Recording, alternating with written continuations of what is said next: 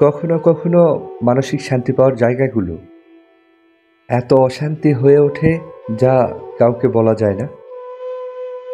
মনে হয় অনেকটা দূরে গিয়ে কয়েকটা দিনের জন্য হলেও জীবনটাকে মুক্তি দেওয়া প্রয়োজন।